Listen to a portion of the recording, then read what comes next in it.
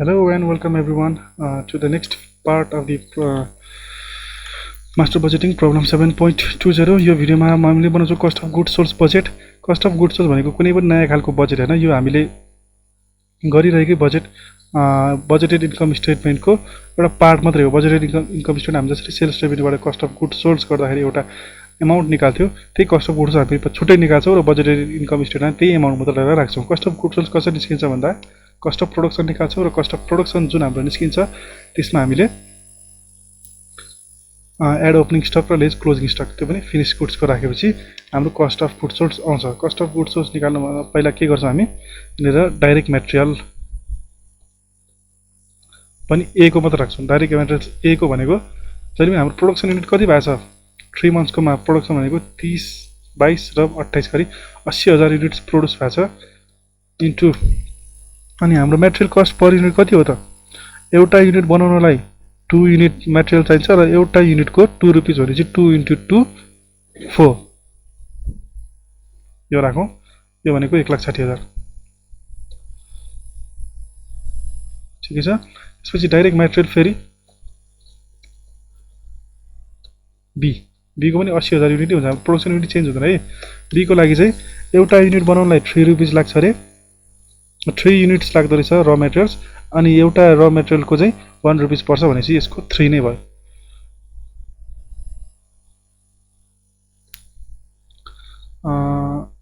sorry 800 को 32 8 क्या 24 electric त्यसैगरी अब यहाँ हाम्रो भेरिएबल कस्टहरु दिइरहेको छ भेरिएबल ओभरहेड भनेर सरी त्यो भन्दा अगाडि डाइरेक्ट लेबर राखौं डाइरेक्ट लेबर भनेको 80000 इन्टु 2 पर युनिट भनेको छ यो भनेको 1,60,000 त्यसै गरी राखौं अब भेरिएबल ओभरहेड भेरिएबल भनेको प्रोडक्सन युनिट सँग रिलेटेड हुन्छ इन्टु कति हुन्छ त 532 भनेको 0.5 0.3 यो भनेको 1 अघि पनि निकालिसकेको छ यो आयो हाम्रो कस्ट अफ प्रोडक्सन भनेको यसको सम नै हो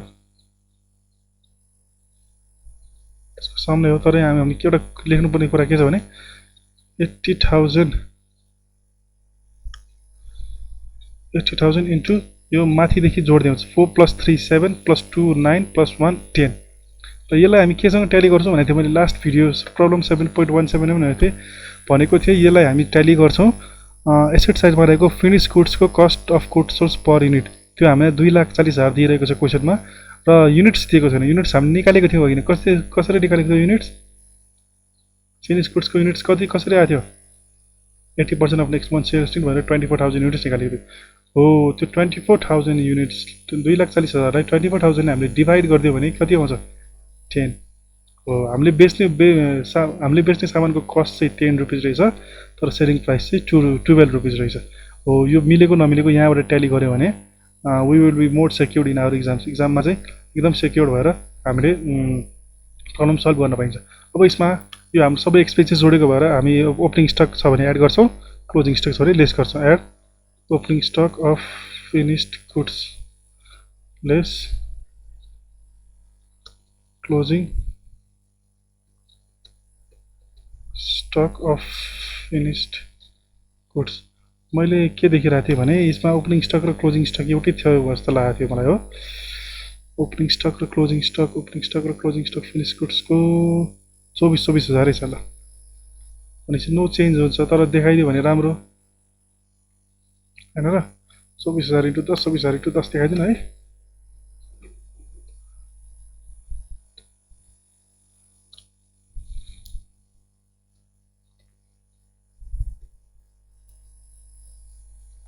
यो भनेको 24,000 एड भयो यो भनेको 24,000 लेस भयो भनेपछि जम्मा कति आयो त हाम्रो 8 लाखै आयो ल यति हो हाम्रो क्लोजिङ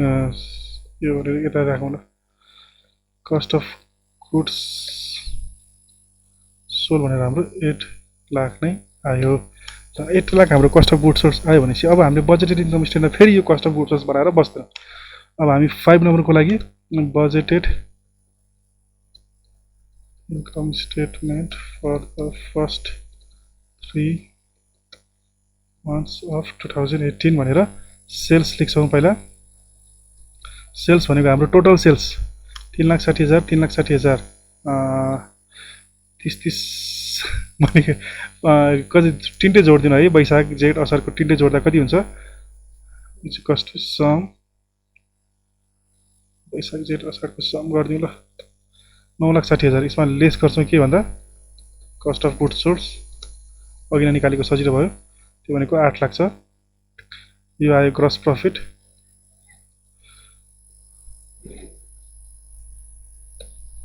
यो भनेको 9,60,000 आयो हाम्रो ग्रस प्रफिट यस 1,60,000 आयो ग्रस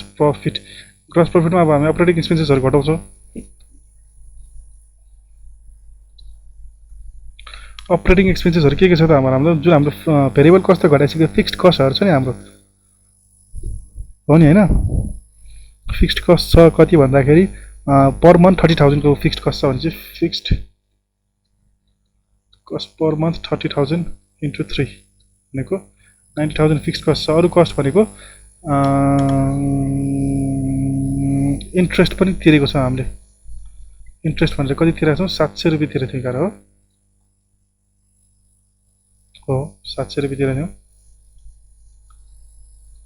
सातो गाह्रो भएछ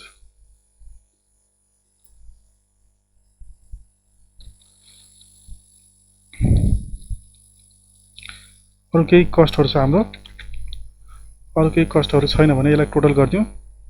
यो भनेको 90,700 भयो यो जति आयो हाम्रो त्यो भनेको नेट प्रफिट भयो ल 93,300 नेट प्रफिट अब बजेटेड ब्यालेन्स सिट बनाऊ बजेटेड ब्यालेन्स सिट बनाउन धेरै गाह्रो कुरो त होइन जस्तो लाग्छ मलाई ओके यसलाई त्यसलाई मर्ज क्लोज गर्ने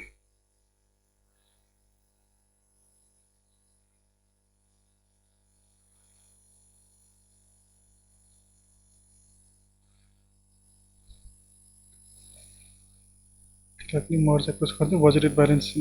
सिट बनाइदियो 5 नम्बरमा 5 नम्बर हो कि 6 नम्बर हो यो नम्बर तलमाथि भएछ अलिकति है यसलाई 4 नम्बर बजेटेड ब्यालेन्स सिट भनेर ब्यालेन्स सिट चाहिँ पिरियड अफ टाइम हैन पोइन्ट अफ टाइमको लागि मात्र हुन्छ एज अन 31st असार 32nd असार कति डेट छ त्यो आधार हुन्छ यहाँनिर क्यापिटल एन्ड लायबिलिटीज यहाँनिर अमाउन्ट यहाँनिर एसेट्स र अमाउन्ट र जहाँबाट सुरु गरिनु हुन्छ सुरु गर्ने कुराहरु चाहिँ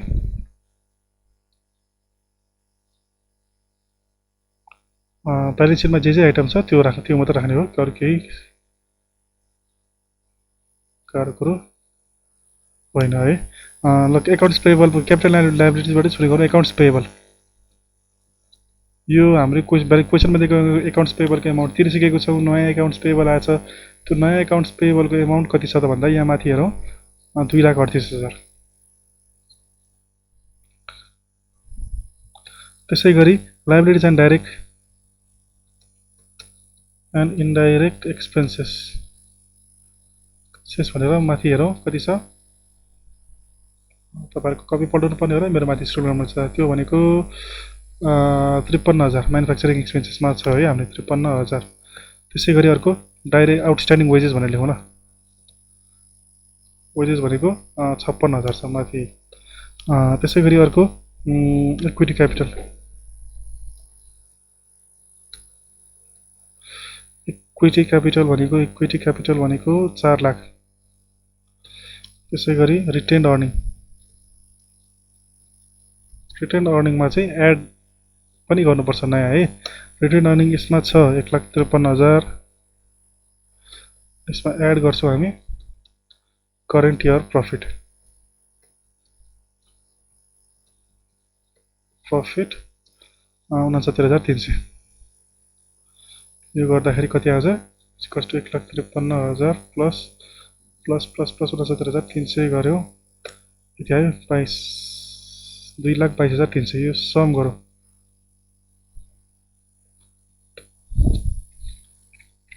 उता पनि त्यति नै अमाउन्ट आउनु पर्यो हाम्रो ब्यालेन्स सिट अनुसार अब क्याश एट ब्याङ्क भनेर कति अमाउन्ट आउँछ त हाम्रो असारको क्लोजिङ ब्यालेन्स एसेट बैंक भनेर हाम्रो छ कति भन्दा 78,300 अनि त्यसपछि इन्डिङ इन्भेन्ट्री टरीमा फिनिश्ड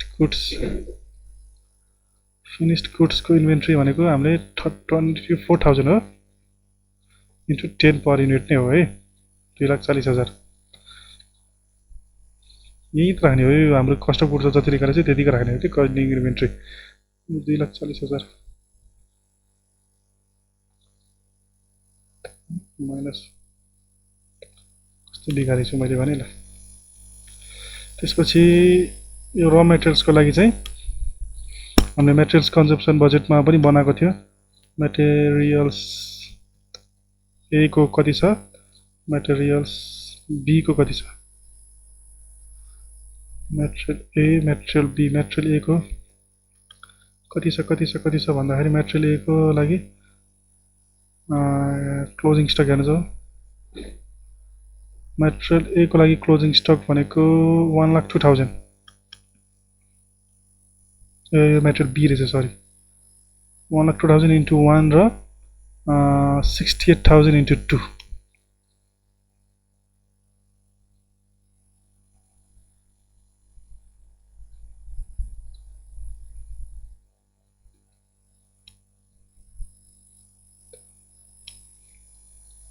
F2 मा 68,000 युनिट्स रहेछ एउटा युनिटको 2 रुपैयाँ पर्ने त्यस्तै गरी 1,02,000 युनिट रहेछ एउटा युनिटको 1 पर्ने भनेपछि यो हिसाब अब हामीले गर्न सक्छौं 68 भनेपछि 68 into 2 1,36,000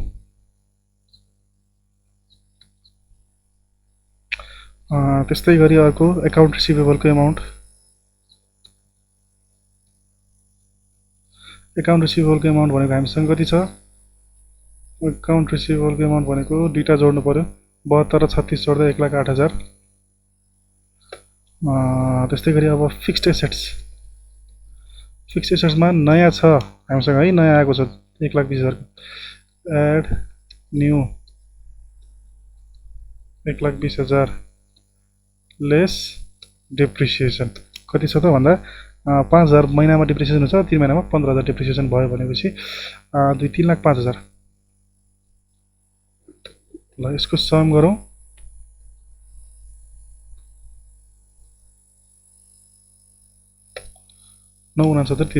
both side are equal both side equal हुनै पर्यो बोथ साइड इक्वल भने हाम्रो एरर कुनै ठाउँमा एउटा पोस्टिङ एरर भएको हुनु पर्यो okay that's it for problem 7.20 यसमा धेरै कुरा हामीले समेटेका छौं पहिले तपाईहरुले बुझ्नुभयो होला भन्ने मैले आशा गरेको छु okay thank you watching for this video